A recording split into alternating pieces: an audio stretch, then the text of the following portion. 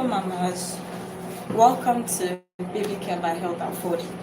If you're stopping here for the first time, I started this channel to support new moms and mothers that have had several babies, because having a baby is not easy. Taking care of one is more taxing, and that is the reason why we started Baby Care by Health Afford.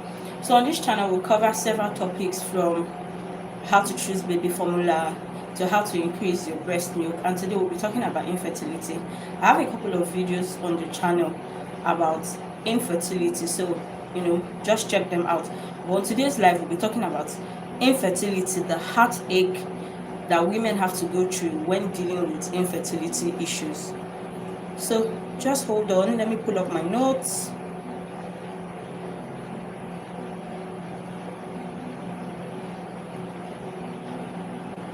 Okay.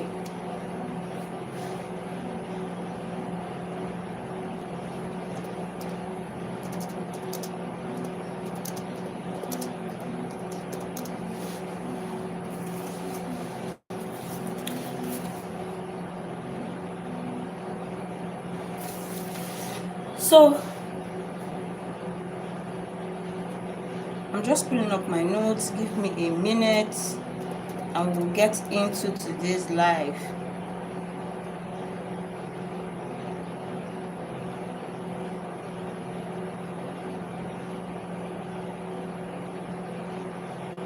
Okay, so let's start with what is infertility.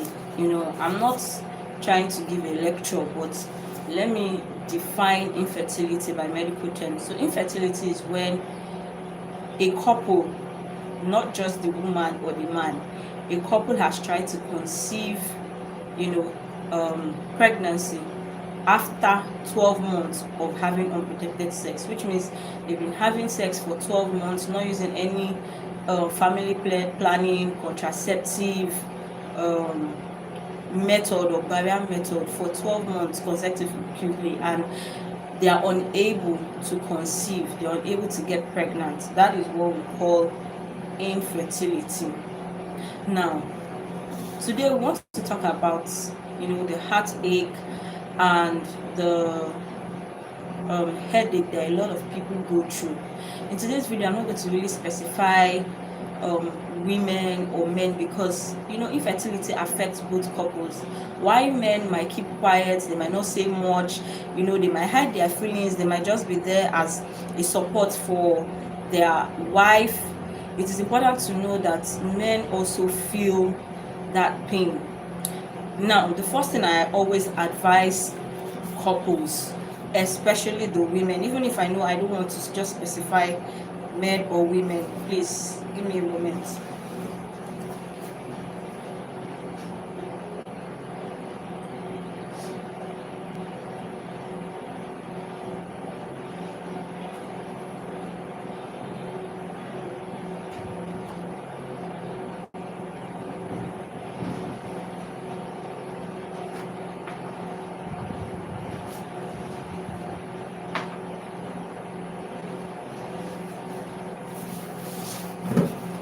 Okay, I'm back. So even if we don't want to specify infertility in men or women, it's important to know that, especially in Africa, infertility affects women a lot. It affects women a lot because of cultural belief system, religious belief systems. So what I always advise couples, especially the women, is do like this: relax your mind. You have gone to this pastor, you have gone to this doctor, they've taken you to herbal specialist, and nothing is coming out. You have drank this concoction, you have taken this, you have taken that, and it's still not working. I think it's time for you to just relax. Take a deep breath, relax. That is very, very important in your journey to motherhood. The reason why is because infertility can affect the mental health of a woman. Let me just tell you a story about a woman that had several miscarriages. In fact, her first baby, she lost that baby due to a miscarriage, and it affected her. I think it was a stillborn. The first one was a stillborn. Then the next one was a miscarriage. Before you know it, she's in the psychiatric home. So the idea that this thing that looks easy for so many people outside, you see a teenager on the street pregnant and you're wondering that this same thing that a lot of couples that are ready, they have the financial capability, they have the emotional capability, they have everything all set up, they are crying for a baby. One young girl that's on the street that does not know her left from right just had a baby. So it gives you the idea that conception is something that man does not have control over. Now, one thing you also need to know about infertility, if you are going through it, is that it affects billionaires, it affects people from middle class families, it affects people at the poverty level, poor people, middle class, rich. It affects a variety of, it does not say, oh, because we are rich, yes, infertility cannot affect us. Even with the resource of the mental aspect of infertility, those questions that you ask yourself at night, God, why me? This person just got married last year and now they have a child. Those things that make you feel that you're alone in your journey. I want you to know that infertility affects different classes of people with money, people that are in the middle class, people that are in the lower class. It affects all sorts of people. Now, the first step you need to do if you really want to make your journey to motherhood much smoother and less stressful is you need to relax. Because whether you like it or not, when your body is stressed, it produces hormones that might prevent pregnancy. Yes, stress can cause infertility. You're always thinking, you're not in the right state of mind. Stress can cause infertility, and that's one of the things that I tell mothers to be, that relax your mind, focus on healing yourself. That stress can affect your ovulation. It can cause your periods to be irregular. For men, it can reduce sperm quality and it will make conception difficult. So why not just relax your mind? Find a way to occupy yourself. That is for the mental aspect of infertility. I know someone who is very close to me that when, after getting married and trying for a year, nothing happened. The second year, nothing happened. By the third year, she just braced up and told herself, see, this thing is not happening naturally like I thought it would be. And then she started the process of, okay, what do I need to do? Started by, counting her period, just trying to find out when is she ovulating. Now, she did this that's when she had a mindset shift. She had a shift in her mindset concerning infertility. And she just decided that, see, I'm going to become a mother. I'm going to relax my mind and let's see what is the solution to this. It's not happening naturally. I'm having sex with my husband regularly, but it's not happening. Let's see what the issue is. So the first thing she did, she didn't want to go for medical tests, which I always advise because it's easier to pinpoint where the problem is. But she said, you know what, let me start counting and see what my ovulation period is, if my periods are regular, and then we'll proceed from there. She did it in January, February, March, April, May, June, July, August, September, November. So she was expecting her period November ending December. She now realized that she was pregnant in December. What I'm trying to tell you is that everybody's journey is going to be different when it comes to this case of infertility. But don't give up. You need to have the right mindset for you to really achieve your dream of being a mom. Now, what are the signs and symptoms? Sometimes a lot of people, especially we in Nigeria, that couple that have been there in the church for 12 years, 10 years, 7 years, they don't have a child. Sometimes what happens is not just the church, your community, your environment. Sometimes a lot of people don't do investigations. I'll be giving a lot of stories as I'm talking about infertility because, like I said, it affects so many people, many more people than you even realize. Especially now that women are not, getting married so early. Women go to school, they are working class, they want to build a career.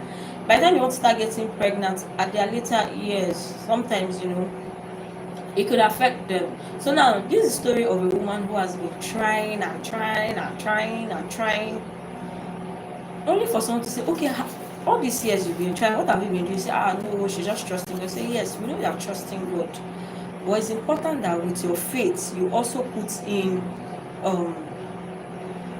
reality check. You go for health check, because that is when you'll be able to, find out exactly what is happening.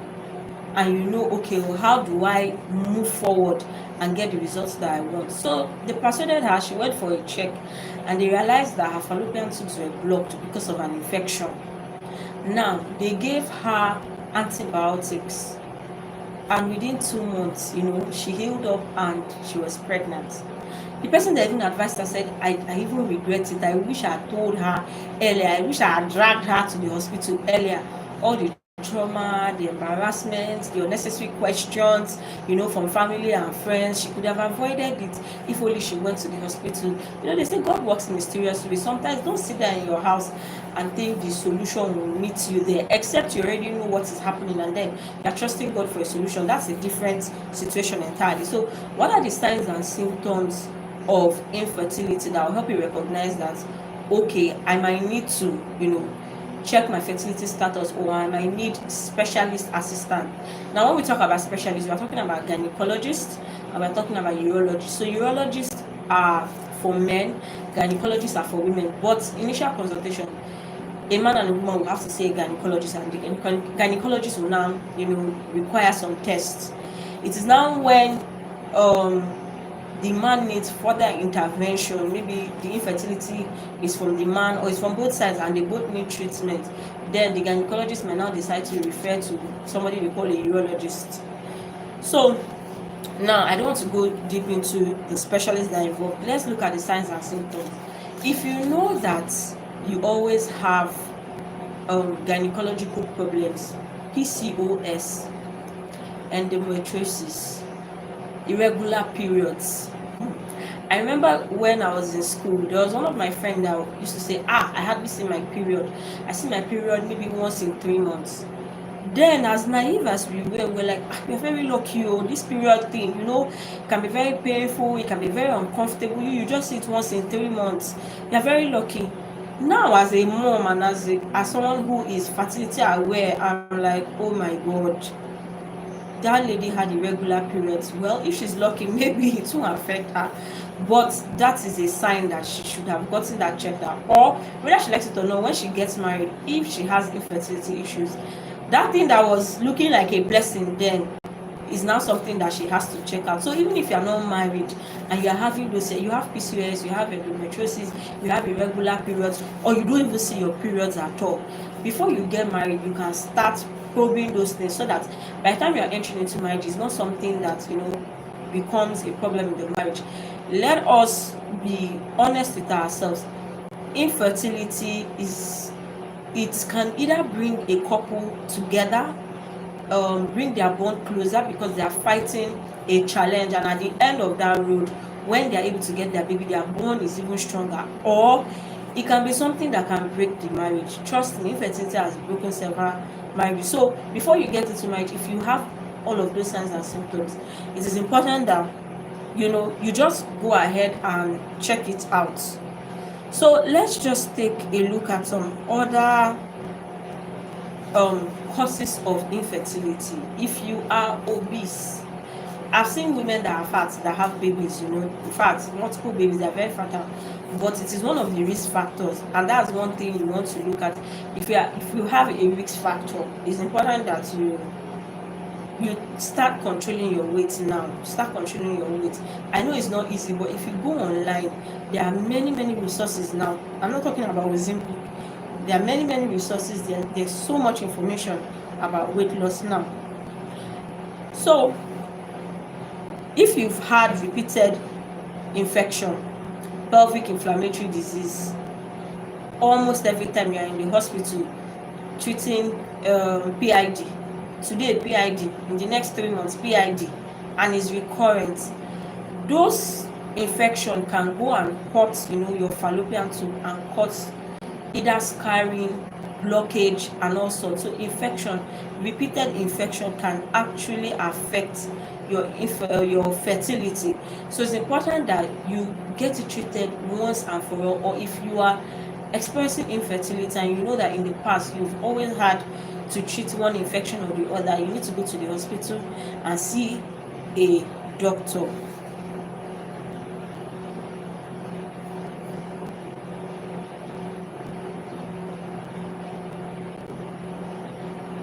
Okay, so we're still talking about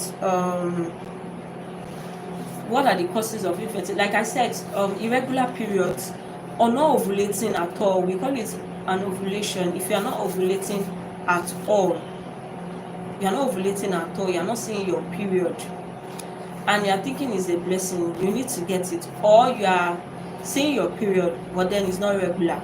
Now, your period might even come on a monthly basis, but your ovulation is not regular. That is another thing. So some women might be ovulating at a certain period of time. It changes every month. There are people that have that irregular. It's not the same cycle every single month. And if you miscalculate, especially if you're trying to conceive, it can be very frustrating because you're like, okay, I'm calculating, why is this thing not working out as expected? Why is it not working out? It's not because you're not trying enough, it's because you are not getting the right ovulation date. That is the reason why. And then when it comes to ovulation date, it's not on ovulation day that you now decide to have intercourse. Like now you say your ovulation day is today, is the 8th of April. Ovulation day is today. Now you've gone to work in the morning and you say, okay, when I come back at night, I would have sex with my husband or I will have sex with my wife. Then very sure of conception because today's ovulation day. Now, the egg only stays within 12 hours, highest 24 hours in the woman's body. That is it. 12 to 24 hours. That's the highest. So now if on the 8th is your ovulation, remember that 12 midnight has started. That's 12 midnight is when you start counting 8th of April. Now, between 12 midnight and 12 noon, when you are probably at work or you're in your shop or you're in your business place, that's how many hours is gone? 12 hours. You now come back in the evening, you've had dinner, maybe 8 o'clock. You now see maybe when you go to bed by 9, that is when you will have intercourse. How many hours is that? That's 12 plus all the way to 6 p.m. That's 18 hours. All the way to the, just calculate, do the math yourself. That day is over. The egg has properly left. Please hold on.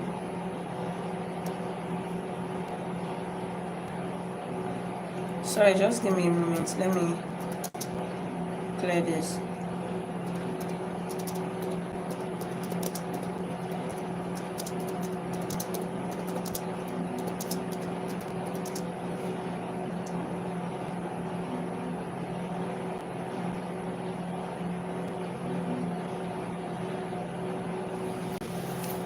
Okay, sorry for that interruption. So like I said, when you now take that approach, you realize that before you even have intercourse, the egg has disintegrated back into the uterine lining and is going to flow out as menstruation, and you're wondering, okay, but I had sex on my ovulation day, but why am I not pregnant? If you want to be strategic about getting pregnant, you need to have sex at least 3 days before your ovulation period, because the sperm can survive up to 5 days.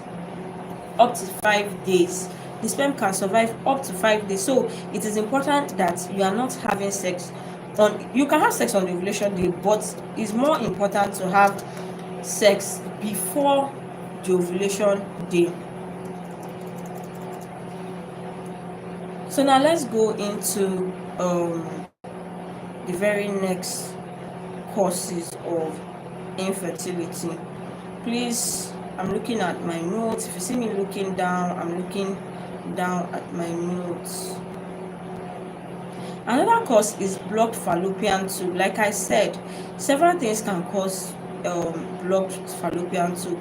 Balance can lead to infertility. Several things can cause blocked fallopian tube, like infection. I mentioned infection previously. There are some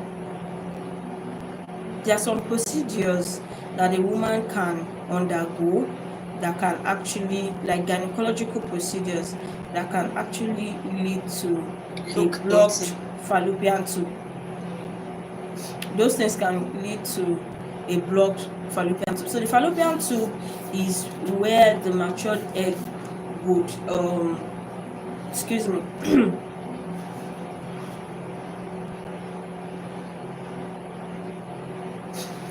so the fallopian tube is where the egg and the sperm, will meet and fertilize. So the ovaries, every month your ovaries will release an egg. Once your ovary release an egg, the fallopian tube is like the passage. So imagine that the fallopian tube is like a tube, and the egg is supposed to pass and go and meet the sperm, but then it is blocked. Then what happens? The sperm cannot meet the egg, so fertilization will not occur. So that's one of the reasons that a lot of people experience infertility. Another reason is hormonal imbalance. Your hormones play a major role, a very big role, when it comes to your fertility journey. So anyone that has hormonal imbalance, some of the manifestation is PCOS, endometriosis, and all of those gynecological disorders. Those are some of the things that actually manifest as hormonal imbalance. Hormonal imbalance too can also affect your skin. When you see somebody that has a lot of, if you have chronic acne, your face is always covered, you need to get it checked out. It could be a sign of hormonal imbalance. You have low libido in some women, mood swings, weight gain. If you just eat one small thing like this, you have blown up, you have gotten so much weight, you are bloated. So these are things that you need to check out. If you have irregular periods, I mentioned this earlier, you also have to get it checked out. So now, if you are underweight too, it can actually affect your infertility journey. You are underweight, you are not up to the standard weight for your age, your height, so it could actually affect you too. So let's quickly take a look at some of the investigations that they normally carry out. Let's look at investigations that are carried out. Let's look at some of the investigations that are being carried out. The first thing I'll talk about is a pelvic scan. Usually for infertility, they will carry out a pelvic scan. Sometimes they will carry out what we call a transvaginal ultrasound. What they are trying to do is determine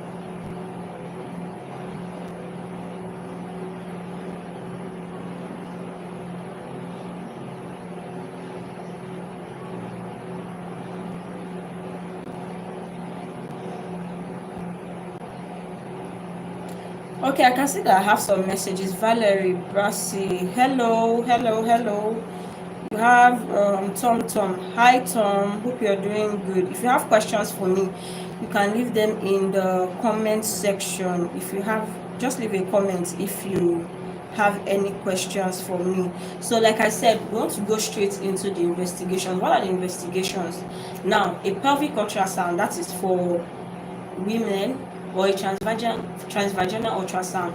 They are looking at the uterus, they are looking at the cervix, because for some women, because of their infertility, it's not that they are not even getting pregnant. Their own infertility is under the category of people that are having miscarriages. Now you have some women that they have preterm labor. Sometimes they lose the baby very, very close to when the baby is about to be delivered. Unfortunately, the worst case are women that have stillbirths. So I don't know, I feel so emotional and sad talking about it, because in my practice, as much as I try to be professional, I'm also a human being, and I know what it is, because I've seen these mothers carry these babies to 37 weeks, 38 weeks, sometimes 36 weeks, and the baby comes out stillbirth. Or you have women that it's always at the 15th or at the 16th week, 12 weeks, 10 weeks, and they lose the baby, and it's just like a vicious circle. And for cases like that, sometimes it can be cervical incompetence. Cervical incompetence, so you have a cervix. So usually when the woman becomes pregnant, the body develops what they call a cervix mucus. So that cervix mucus is like a cervix mucus, cervix plug. It closes the cervix. The cervix is closed when the woman is pregnant, to avoid miscarriage. For some people, their cervix is not strong enough or is weak, and they keep having miscarriage. So when they do pelvic scan, they do ultrasound, sometimes they take samples of the tissue of the baby they've lost, and just or take sample from their uterus and try and see what could be the cause. Is it blood incompatibility? All of this is just to find solution. So for the pelvic scan and the ultrasound, like I said, they use it to check, is there scarring, is there injury in the reproductive organ, and if there is, so that they can find ways to treat it. If it is a woman that has cervical incompetence, so there's a medical procedure for that. They sew up the cervix until it is time for the woman to deliver a baby. The next thing that we'll talk about when it comes to infertility investigations, let's look at male investigations. So for male investigations, they do semen analysis and semen MCS. Now, what semen analysis and semen MCS will do is they're trying to see the sperm count. That's where you keep hearing low sperm count. Okay, maybe the sperm count is not enough. If the sperm count is not enough, that means none of the sperm will be able to make it. You need millions of sperms to be able to, millions of sperms are released, and it's just one that is going to fertilize the egg. The sperm count has to be at least from 15 million and above. So you can imagine. So they check the sperm motility. How is the sperm moving?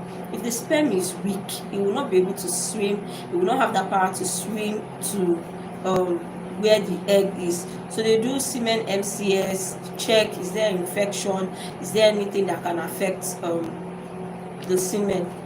Then you have STIs too. I think I didn't mention this in one of the courses. Having STIs, I only mentioned PID, but having sexually transmitted diseases recurrently can also affect fertility. So one thing that you need to understand for male investigation is not much. Just semen MCS, semen analysis is only when, because those two tests can quickly give a picture of what is happening in the man's reproductive system. It's now from that particular test that they can now have advanced or further investigations. So now, hormonal profile. Anyone that has done anything concerning infertility, PCOS, endometriosis, irregular periods, anovulation, absence of periods at all, we know that the first thing they will talk about is hormones. You have to do hormonal profile. The reason why is because your hormones control ovulation, they control menstruation, they control too many things. You have too many things that, please hold on, I'm just looking at my notes here. So you have the hypothalamus and the pituitary gland, that is responsible for the control and production of some of these hormones. Now, so one of the major hormones is follicle stimulating hormone. As the word goes, follicle stimulating hormone, it helps with the release of eggs. If it's not there, it's a problem. Luteinizing hormone, thyroid stimulating hormone, progesterone, prolactin. If prolactin is too much in the body, it can affect the fertility. So estrogen, many hormones that if you speak with your healthcare provider, they will break down what each of these hormones does in the body, and the reason why they need to check the hormone profile to now ascertain, okay, if this hormone is missing, if this one is low, if this one is excess, and how it affects fertility.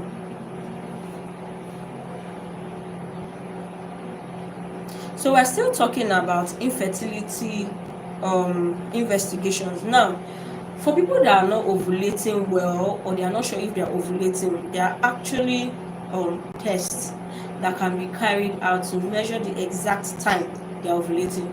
Now, we have what we call HSG. So now HSG is like a very major test. It's a bit pricey, but it's major test because it checks if the fallopian tube is blocked. A lot of cases of infertility has to do with either hormonal imbalance or blocked fallopian tube. Now, with blocked fallopian tube, if the fallopian tube is blocked, like I said, is a tube, that is the passageway. If the sperm cannot pass freely to go and fertilize the egg, it's going to be a big problem.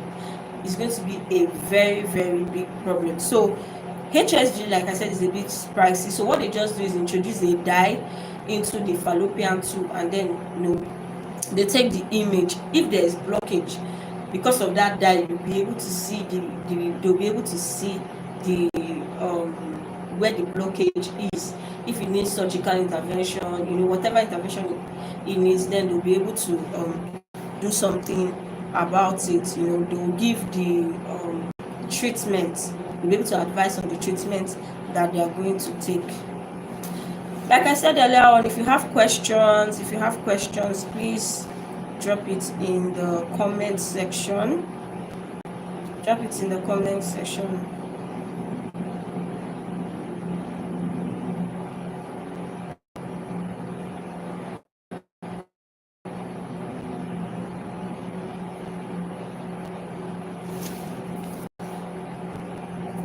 So now let's talk about, please hold on. I think I've mentioned pelvic scan, transvaginal ultrasound, high vaginal swab, HSV.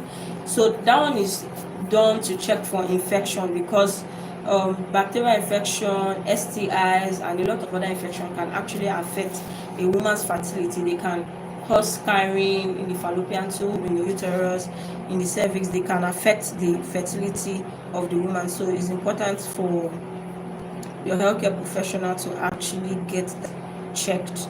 So now let's talk about male infertility, because a lot of times there's so much focus on the woman that people don't also look at the side of the man, like it might be coming from the man, especially for women that are married to, I think the best word to use is, the best word to use is, maybe if you're married to an odogu, like a big man or a chairman.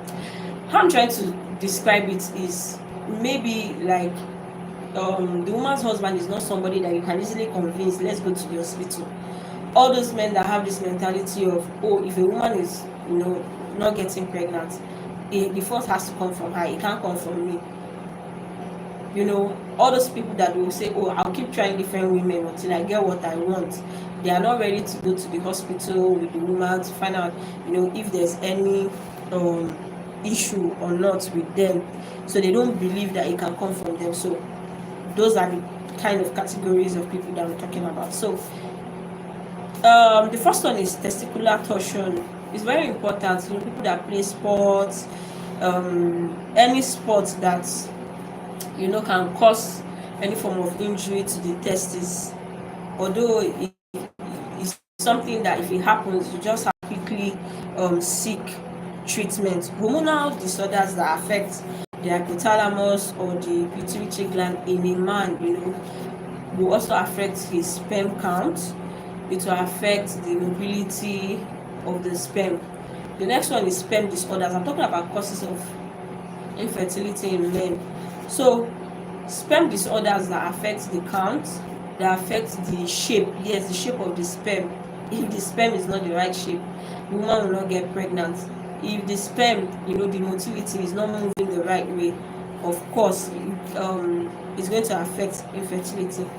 Erectile dysfunction. Now, erectile dysfunction, why I included it is because, psychologically it affects men. And for a man that has an erectile dysfunction, if he's unable to have sex with his wife properly, it could frustration, and of course it will lead to infertility. High testicular temperature, this is another cause of infertility. Recently now, there's been a lot of information, advising men, stop wearing tight trousers, stop putting laptop on your lap when working. The radiation from the laptop, or don't put your phone on your lap, Urination from the laptop can affect sperm count, it can affect sperm morphology, sperm motility. So it's very, very important that you do not wear tight underwears, tight trousers, all those skinny jeans, and there's no air circulating around your testes and scrotum and all. So it's very, very important that you are not wearing anything tight in that area.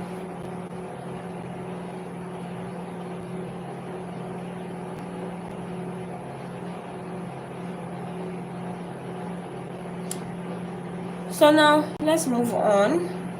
Like I said, in the causes of infertility for women, obesity is something too that can also cause infertility in men. Overconsumption of alcohol. If you are having infertility issues already, you need to cut back on alcohol. Smoking is also something that can affect a man's fertility. You have infection, syphilis, all of those, gonorrhea, all of those can actually affect and block.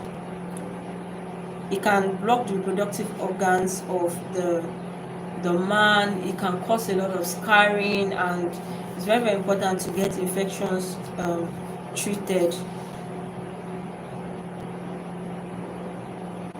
So that's it. For, like I said earlier on, for men, for the treatment of infertility, they will see a gynecologist first. That's if they are married and they're trying to conceive. If not, they can just go ahead and see a urologist. So that is it. Do you have questions for me? Should we do more of these lives? So the next thing I want to talk about is IVF. So now, I think I started this video by saying that when it comes to infertility, it affects a lot of people, like any class, billionaire, middle class, poor man, low class. It affects so many people. So is IVF the magical solution to infertility? The answer is no. But should you try? If you have the money and the resources and you want to explore as much options as possible, of course. So IVF is in vitro fertilization. So it is when the egg and the sperm are fertilized outside the womb and then introduced into the uterus to achieve pregnancy. So there are a lot of reasons why this is being done. It could be maybe the woman is having several miscarriages. It could be they're trying to get the quality of the woman's egg is not so good. So they harvest the eggs that are really good. They harvest several eggs, check the one that the quality is really, really good, and fertilize it, and of course introduce it into the woman. Now a lot of people will tell you they've had failed IVFs because, like I said, at the end of the day, whether you are going to the hospital, no matter the amount of money you have, infertility is one of the things that will make you understand that the creation of life is not a joke. It's one of the things that will make you understand that conception and creation is in the hands of God. You can see, I gave the example of a teenager on the street that does not need a baby. She's not praying for a baby, but somehow if she messes around, she gets pregnant, and she's even crying, what do I do with this baby? And you see matured men and women, they have the resources. Is it nanny? Is it money for formula, diaper? They can turn like maybe an entire part of their house into a nursery or whatever for their baby, but yet that child is not there. The conception is not happening. Conception or infertility is probably one of the most humbling experiences that people have, and they're like, oh, with all the money I have, this thing is not that easy to come by. With all the resources that I have, with all the doctors that I have, this thing is not easy to come by. It also happens to people that religious leaders, like, oh, with all my title, bishop, this and that. So I'll say infertility is a very, very humbling experience, and it takes the grace of God for you to go through. Whether you are doing IVF, whether you are doing HSD, whatever kind of treatment you want to go for, just put God first, because at the end of the day, God is in charge of creation, God is in charge of conception, and it's important that you seek Him, you seek His face in anything you are doing and in your journey. Whether you are just, counting your ovulation days, you want to achieve natural conception, you have to put your faith in God. It is a combination of going out, finding out what the problem is, and putting your faith in God, trusting God for the best, trusting God that all your efforts will not be in vain. Don't just feel, oh, I have the money, so definitely I can do whatever I want. I can just go ahead with whatever treatment option that I want. I have the money for it and all of that. It doesn't work that way. Ask around, ask people who have been fortunate enough to be blessed with a baby after waiting for several years, 1 year, 2 years, 3 years. Infertility is that point where people have this humbling experience that I thought this thing was going to be straightforward. I thought I would get married, have a baby, start a family right away, and it didn't happen like that. It's a very humbling experience, and I trust God for every man, every woman, every couple out there that is trusting God for a baby, that is trying their very best, doing whatever they can to have a baby, to conceive a baby. I pray that this year will be your year. Like I said, you need to relax, take care of your mental health, have fun. Don't let conception now be something that is a tax. Okay, I've marked the calendar, today is ovulation day, oh yeah, come and do the work. Already you are in an anxious mental state, so as much as possible, be free. Don't make the whole trying to get the baby be like the center of your life. Like, you can't move, you can't do anything if you've not done this thing. Find a hobby, focus on your business, focus on your career, whatever it is. But it's not like you're forgetting the fact that you're trusting God for a baby. It's not like you stop praying. It's not like you will not go for your checks or whatever resources are available to you, whatever options your doctors are providing for. It's not like you will not do all of those, but it's important to always acknowledge God in these things. So thank you, Tom. Thank you, Valerie. I can't see any other comments. Thank you, favored woman. Thank you for stopping by. So you can still drop comments for me, and I'll take time. When I have the time, I'll check them out and respond as much as possible. So bye.